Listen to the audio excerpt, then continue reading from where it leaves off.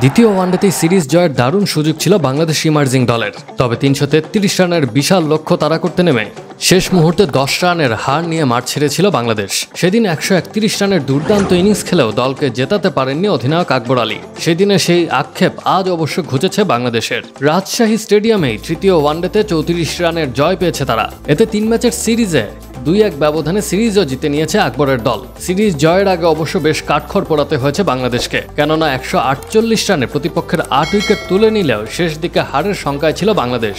নবম উইকেটে সেই শঙ্কা জাগিয়েছিলেন প্রোটিয়াদের দুই ব্যাটার এনকোবানি হ্যান্ডসাম মোকোয়ানা ও সেফো ইনোসেন্ট এন্টুলি। ৫২ রানের জুটি গড়ে তারা ম্যাচটি প্রায় বের করেই ফেলেছিলেন। তবে ৩৮তম ওভারের প্রথম বলে ইনোসেন্টকে এলবিডব্লিউর ফাঁদে ফেলে তা হতে দেননি রাকিবুল হাসান।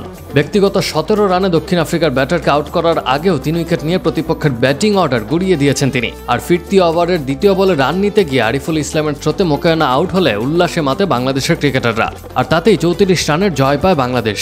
এর আগে দক্ষিণ আফ্রিকা যখন ২২৬ রানের লক্ষ্য তাড়া করতে নামে তখন নিয়মিত উইকেট হারিয়ে বড় পরাজয়ের শঙ্কায় ছিল, কেননা ১০০ রান না হতেই ৭ উইকেট হারিয়ে বসেছিল তারা। এর মধ্যে সর্বোচ্চ ৪ উইকেট নেওয়া বাঁহাতি স্পিনার রাকিবুলই নেন ৩ উইকেট। প্রথম দুই ওয়ানডেতে দু দলই এক এক করে ম্যাচ জেতায় আজকেরটি ছিল অলিখিত ফাইনাল। তবে আগে ব্যাট করতে নেমে বড় সংগ্রহ দাঁড় করাতে পারেনি বাংলাদেশ। ২২৫ রানে অল আউট হয়ে যায়। এই সংগ্রহটাও হতো না যদি না মাহফুজুর রাব্বি ৫৮ রান করতেন। অবদান কম নয় রাকিবুলেরও। বোলিংয়ে সর্বোচ্চ ৪ উইকেট নেওয়ার আগে দশম ব্যাটসম্যান হিসেবে খেলেন ৪২ রানের দুর্দান্ত ইনিংসটি। ম্যাচ সেরা অলরাউন্ডার ৪০ বলের ইনিংসটি সাজান ৫-৪ ও ২ ছক্কায়। অবশ্য ৩৮ রান করে অবদান রেখেছেন অধিনায়ক আকবরও।